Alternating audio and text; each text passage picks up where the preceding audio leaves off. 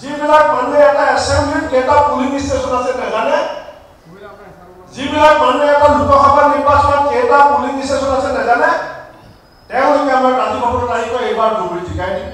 য'ত য'ত কংগ্ৰেছে নিজৰ দায়িত্ব পালন কৰিছে তাত কংগ্ৰেছৰ পতাকা উৰিছে।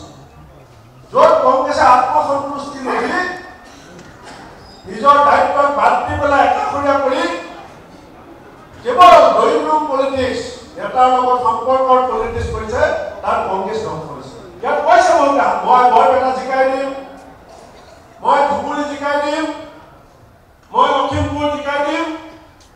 আপুনি কেনেকে বৰপেটা জিকাই দিম? হু আৰ ইউ? মই কেনেকে নগাঁও জিকাই দিম? আপুনি কওক, প্ৰত্যেকজন কংগ্ৰেছ কৰ্মীয়ে শপত লওক, প্ৰত্যেকজন কংগ্ৰেছ নেতাই শপত লওক যে মই মোৰ বুথটো জিকাই দিম। I will be accountable, I will be responsible for my booth. এটা বুথত 600 বুথ থাকে, এটা বুথত 1200 বুথ থাকে। যিবিলাক মানুহে এটা এছেম্বলিত কেইটা পুলিং ষ্টেচন আছে নাজানে, যিবিলাক মানুহে এটা লোকসভা নিৰ্বাচনত কেইটা পুলিং ষ্টেচন আছে নাজানে, তেওঁলোকে আমাৰ ৰাজীৱভৱনত আহি কয় এইবাৰ দুবৰি জিকাই দিম, এইবাৰ শিলচৰ জিকাই দিম। এইবাৰ আমি চবেই সংকল্প ল'ব লাগে যে মোৰ লোকসভা জিকিবলৈ হ'লে, মোৰ লোকসভাত মোৰ প্ৰাৰ্থী জিকিবলৈ হ'লে মই মোৰ নিজৰ ভোট থকা ভোটটোত মোৰ দলত মই আগভাগ লৈ পেলাই জিকাব লাগিব। সলমান খানে অসমত জিকাবলৈ চেষ্টা কৰিব, সেইটো তেওঁৰ দায়িত্ব। কিন্তু অসমত ঘূৰি ফুৰোতে যদি ভূপেন বৰা বুথটোৱে হাৰি যায়, সলমান খানৰ বুথটোৱে হাৰি যায়, তেতিয়াহ'লে মই যোগ্য নেতৃত্ব দলক দিয়া হৈছে নে নাই, দলৰ গুৰু দায়িত্ব মই পালন কৰাত সাৰ্থক হৈছো নে নাই, ইয়াৰ বিশ্লেষণ আমি কৰিব লাগিব। বন্ধুসকল, এই ইলেকশ্যন ইয়াৰ গতিমতি, ইয়াৰ লক্ষ্য উদ্দেশ্য সকলোৱে ব্যাখ্যা কৰিছে, আপোনালোকে চব জানে। কিন্তু এই ইলেকশ্যন জিকিবৰ কাৰণে আমাৰ কংগ্ৰেছ দলে দিল্লীত 26টা দলৰ সৈতে একত্ৰিত হৈছে। 26টা দলৰ সৈতে একত্ৰিত হোৱাৰ অৰ্থ কি?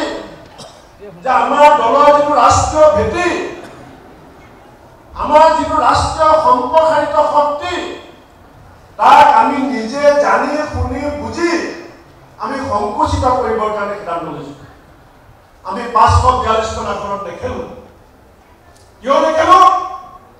যে আমাৰ লক্ষ্য হৈছে সাম্প্ৰদায়িক এই বিভাজনকাৰী শক্তিটোক আমি ক্ষমতাৰ পৰা অপসাৰণ কৰিব লাগিব। আজি আজমল ডাঙৰীয়াৰ বিৰুদ্ধে আজমল ডাঙৰীয়াই যি ধৰণৰ কৰ্মকাণ্ড কৰি আছে, ৰাষ্ট্ৰীয় সংবাদ মাধ্যমত হিমন্ত বিশ্ব শৰ্মাই কয় যে ৰাজ্যসভাত যদি মই আজমলক ভোট খোজো, আজমলে মোক না বুলি নকয়।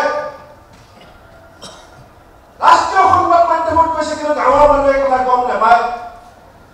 আজমল ডাঙৰীয়াই কয় যে হিমন্ত বিশ্ব শৰ্মা অসমৰ নহয়, ভাৰতৰ নহয়, সৰ্বকালৰ শ্ৰেষ্ঠ মুখ্যমন্ত্ৰী, যিজন মুখ্যমন্ত্ৰীয়ে পাকিস্তানলৈ গৈছো বুলি কয় ধুবুৰীলৈ গ'লে, আৰু বৰ্তমানলৈ গ'লে বাংলাদেশলৈ গৈছো বুলি কয়, সেইজন হৈছে দেশৰ নহয়, সৰ্বকালৰ শ্ৰেষ্ঠ মুখ্যমন্ত্ৰী।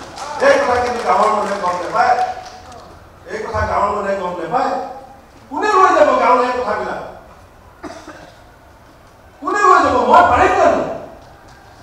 ইয়াত বহি থকাসকলে অকলে পাৰিব জানো?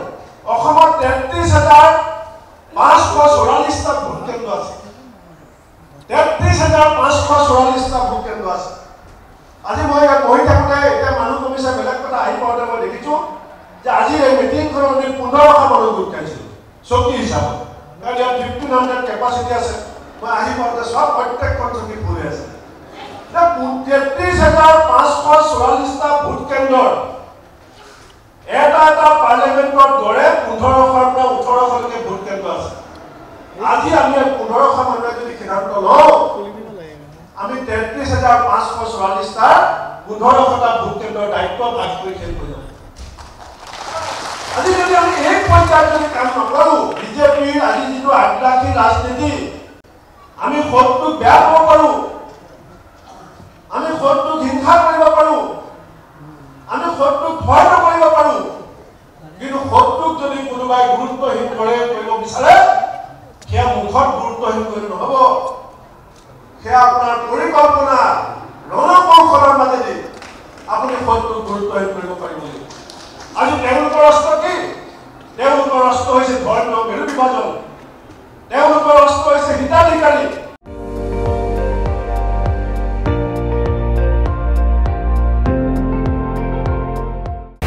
আপুনি চাই আছে ND24 সৰ্বশ্ৰেষ্ঠ নহয় সৰ্বোত্তমৰ দৌৰ